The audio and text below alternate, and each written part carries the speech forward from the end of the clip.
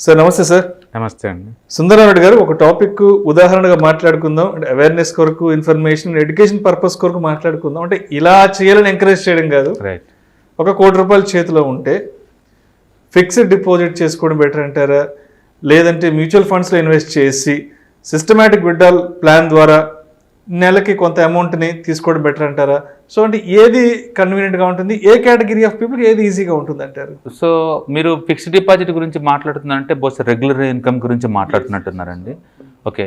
So regular income రావాలి అనుకుంటే and safest వేలో తక్కువ డబ్బులైనా పర్వాలేదు, ఏజ్ కనుక రాంగ్ సైడ్ అనుకుంటే, అంటే ఐ మీన్ ఏజ్ 60 or 70 అట్లాగా అనుకుంటే better to go for fixed deposits అంతే. ఎందుకంటే గ్యారెంటీ రిటర్న్స్ వస్తాయి, టెన్షన్స్ ఉండవు.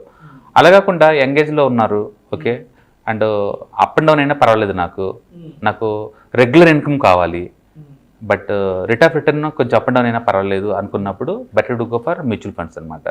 సో ఇక్కడ మనకు కేవలం రేట్ ఆఫ్ రిటర్న్ ఒక్కటే ఇంపార్టెంట్ కాదు, ఏజ్ క్రైటీరియా తీసుకోవాలి. ఏజ్, రేట్ ఆఫ్ రిటర్న్ ఎంత ఎక్స్పెక్ట్ చేస్తున్నారో ఉండాలి.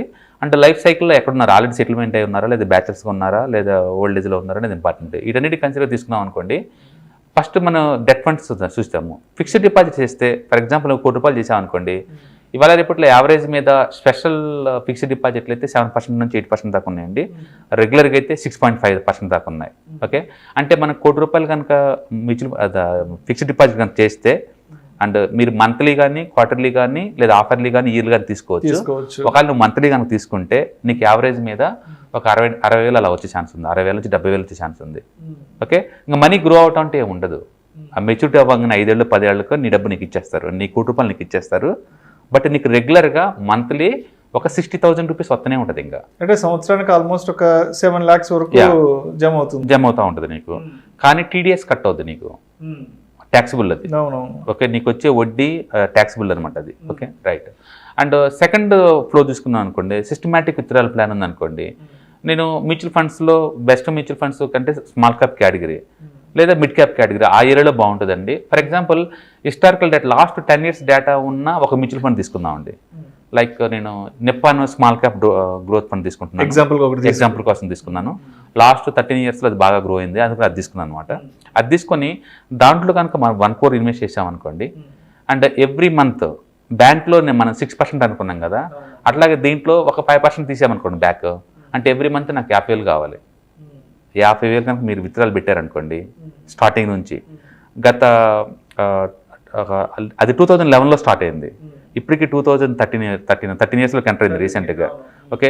ఇప్పుడు మీ మనీ ఎవ్రీ మంత్ నీకు 50,000 ఇవ్వంగా స్టిల్ మీ 1 crore ఇప్పటికి 8 కోట్లు అయిందండి, 8.5 crore అయింది.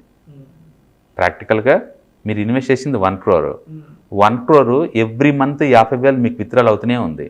అంటే మీరు విత్డ్రాల్ చేసిన అమౌంటే 71 lakhs అండి. ఇది 2011లో పెట్టుంటే కనుక 13 సంవత్సరాలు.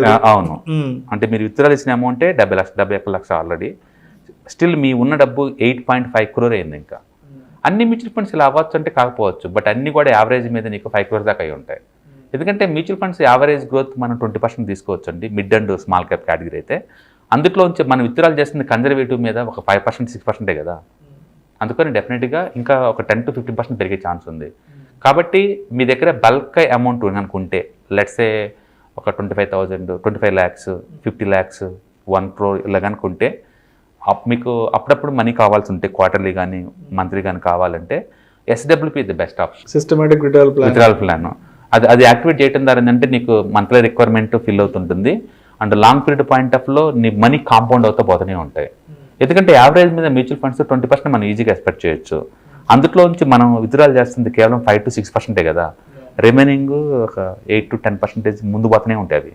అందుకని లాంగ్ టర్మ్లో వెల్త్ క్రియేట్ అవుతుంది. ఇప్పుడు మనం చెప్పిన ఎగ్జాంపుల్లో మైండ్ బ్లోయింగ్ 1 crore కానీ పెడితే మీ అమౌంట్ 8.5 crore అయింది, అండ్ ఎవ్రీ మంత్ మీకు మనీ బ్యాక్ వస్తూనే ఉంది. ఎంత ఆల్మోస్ట్ 50,000 సూపర్. జీవితకాలం తరతరాలు వస్తూనే ఉంటుంది అమౌంట్, అది పెరుగుతూనే ఉంటుంది amount. So one of the best one. ఇది కాకుండా even large cap mid cap తీసుకున్నా సరే మనీ ఇలా గ్రో కాకపోవచ్చేమో కానీ, బట్ డెఫినెట్గా దట్ ఈస్ వర్త్. అందుకని ఎవరైనా సరే మిడిల్ ఏజ్లో ఉండి మీ డెట్ ఫండ్స్లో పెట్టడం వేస్ట్ అండి. బట్ ఓల్డ్ ఏజ్లో కనుక్కుంటే మార్కెట్లో వాలటిలిటీని కూడా మనం తీసుకుంటే కనుక వాళ్ళకి అది గిట్టుబాటు అవుద్ది. అందుకని మీ ఏజ్ ఒక 60-70 అలా కనుక్కుంటే అప్పుడు మాత్రమే బ్యాంక్ డిపాజిట్స్కి వెళ్ళండి. మీ ఏజ్ కనుక 30 40 కనుక్కుంటే ఇంకా మంచి ప్రొడక్టివిటీ ఇయర్స్ ఉన్నాయి కాబట్టి best to come to the mutual funds with SWP అనమాట. ఓకే, అండ్ యాక్చువల్గా మ్యూచువల్ ఫండ్స్ మనం వాడుకుంటే రెగ్యులర్ ఇన్కమ్కి బాగుంటాయి, అండ్ ఒక ఫండ్ రిటైర్మెంట్ ఫండ్ క్రియేషన్కి బాగుంటాయి, ఏదైనా గోల్ ఓరియంటెడ్ మనీ మేకింగ్ కూడా చాలా బాగుంటాయి అండి. తక్కువ అమౌంట్లు పెట్టుకుంటా బల్క్లో తయారు చేసుకోవచ్చు.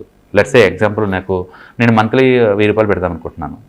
ఓకే, కెరీర్ స్టార్టింగ్లోనే 25 ఏజ్కి నేను బిగిన్ చేశాను మ్యూచువల్ ఫండ్స్. నీ ఏజ్ ఒక 55 వచ్చే లోపలనే నువ్వు పెట్టిన అమౌంటే నీకు దగ్గర 10 కోట్లు అవుతాయి. ఆ టైంలో సిస్టమేటిక్ విత్డ్రావల్ ప్లాన్ యాక్టివేట్ చేశారనుకోండి, మంత్లీ 2 lakh 3 lakh అట్లా జీవితకాలం వస్తూనే ఉంటుంది. 3 lakh నీ మనీ ఇంకా పోతూనే ఉంటుంది. ఎందుకంటే ఫండ్ ఒకసారి 10 కోట్లు అయిన తర్వాత అది ఎవ్రీ ఇయర్ 2 crores పెరుగుతూనే ఉంటుంది. 2 crores పెరుగుతూనే ఉంటుంది. ఇక వాలటిలిటీ, ఇన్ఫ్లేషన్, తొక్కుతో ఇవన్నీ నిరంతరం అంటనే ఉంటాం, ముందు పోతూనే ఉంటుంది మార్కెట్ అండి. బట్ అంటే అంత లాంగ్ టెన్యూర్ పేషెంట్స్తో వెయిట్ చేయగలగడం అనేది అక్కడ చాలా పెద్ద. అందుకనే గాడ్ గిఫ్ట్ ఎవరికి ఇస్తారంటే ఎవరైతే పేషెన్స్గా ఉంటారో, ఎవరైతే పాజిటివ్ యాక్టివిటీస్తో ఉంటారో, ఎవరైతే లాంగ్ టర్మ్ ప్లాన్ చేస్తారో వాళ్ళకే హెల్ప్ చేస్తారు గాడ్. ఈ షార్ట్ టర్మ్లో ఎప్పుడు ఏమి ఉండదండి అది. ఎందుకంటే ఇప్పుడు నిప్పాన్ ఆల్మోస్ట్ 94-95 ఆ టైంలో ఏమో స్టార్ట్ అయింది. 29 years నుంచి ఉందండి అది. 1 lakh ఏమో లంసం పెట్టుంటే ఇప్పుడు ఒక 2-3 కోట్ల వరకు అప్పుడే కదండి. ఇప్పుడు పెట్టినా అవుతుంది, ఇప్పుడు పెట్టి ఇంకా ఎక్కువ అవుతుంది. ఎందుకంటే ఇండియన్ జీడిపి గ్రోత్ 6.5% అండి, చాలా హై ఎండ్లో నడుస్తుంది. అందుకని మనం అనుకుంటే చాలా మంది అరే అనవసరంగా నేను బస్సు మిస్ అయ్యాను, ఇప్పుడు లేట్ అయిందేమో అనుకుంటాం కదండి. అంటే బిలో మీ జీవితంలో లేట్ అనే కాన్సెప్ట్ లేదండి, ఎప్పటికప్పటికే అది మీరు ఎప్పుడైనా బిగిన్ చేసుకోవచ్చు కెరీర్ని. 20కి 40కి కెరీర్కి పెద్ద తేడా ఏమి ఉండదండి, మన ఆలోచన తప్ప ఏముండదు. చాలా తక్కువ మంది ఉంటారు అన్ని సంవత్సరాల పాటు అమౌంట్ ని అక్కడ పార్క్ చేసి పెట్టడం అనేది. అది ఎందుకు? అది గోల్ ఓరియంటెడ్. నా రిటైర్మెంట్ కోసం నేను కావాలి, ఏమి ఎల్ఐసి పాలసీలు తీసుకున్నప్పుడు 20 years నువ్వు కట్టలేదా? ఏదైనా చిట్టీలు తీసుకున్నప్పుడు నువ్వు కట్టలేదా? ఇంటి లోన్ తీసుకున్నప్పుడు ఈఎంఐ కట్టలేదా? వాటిలో ఉన్న సర్టనిటీ ఇందులో ఎందుకు ఉండదండి? అది బిహేవియర్ అంతే, దానికి సంబంధం లేని విషయం. ఇల్లు కొన్నప్పుడు కట్టలేదా? ఈ కొత్తగా నా ఇల్లు కొంటుంది మనం ఒక 20-30 సంవత్సరాల నుంచి ఇల్లు ఇన్స్టాల్మెంట్లు కొంటూనే ఉన్నారు కదా, ఈఎంఐలు పే చేస్తూనే ఉన్నారు కదా. కానీ ఎందుకు అంటే మ్యూచువల్ ఫండ్స్ విషయానికి వచ్చేప్పటికే ఆ లాంగ్ టెన్యూర్ ని అంత లాంగ్ పీరియడ్ ఎందుకంటే ఆ వాలటిలిటీకి ఏంటంటే సైకలాజికల్ ఫియర్, అది నిరంతరం. ఇప్పుడు మీరు చెప్పిన ఎగ్జాంపుల్స్ ఏవైతే ఉన్నాయో, ఒక హోమ్ లోన్ కి సంబంధించి ఒక 20 years 15 years హోల్డ్ చేసి కడుతుంటారు. ఇంకొంతమంది ఎల్ఐసి ప్రీమియమ్స్ కూడా 20 years 15 years కడుతుంటారు. బట్ ఒక మ్యూచువల్ ఫండ్స్ విషయానికి వచ్చేటప్పటికే అక్కడ ఎందుకు మనసు అంగీకరించేది కొంత. ఎందుకంటే ఇక్కడ ప్రైసెస్ డైలీ ట్రాక్ చేస్తూ ఉంటారు, దాంతో సైకలాజికల్ స్ట్రెస్ అవుతూ ఉంటారు. అండ్ టూ మచ్ ఇన్వాల్వ్ అయ్యే కొద్దీ అది టూ మచ్ అవుతూనే ఉంటుంది. అందుకని యాజ్ ఎ ప్రొఫెషనల్గా మన పనిలో మనం బిజీగా ఉండి దీనికి ఎనఫ్ టైం ఇచ్చేసామంటే అది గ్రో అవుతూ ఉంటుంది. మీరు ఒక డాక్టర్, ఒక లాయరు, ఒక ఇంజనీరు, మీ కెరీర్లో మీరు బిజీగా ఉండండి, బట్ మీ అమౌంట్ మీతో పాటు ప్యారల్ పెరుగుతూనే ఉంటుంది ఓవర్ పీరియడ్ ఆఫ్ టైంలో. అట్లా ఎవరైతే దూరంగా ఉంటారో అవి గ్రో అవుతూ ఉంటుంది. దగ్గరుండి మీరు దాన్ని అబ్జర్వ్ చేసి దాన్ని గెలికే కొద్దీ అది పెయిన్ తప్పే ఉంటుంది. ఎందుకంటే గోల్ లాంగ్ టర్మ్ అయినప్పుడు షార్ట్ టర్మ్లో ఎందుకు మనం ఇన్వాల్వ్ అవ్వాలి?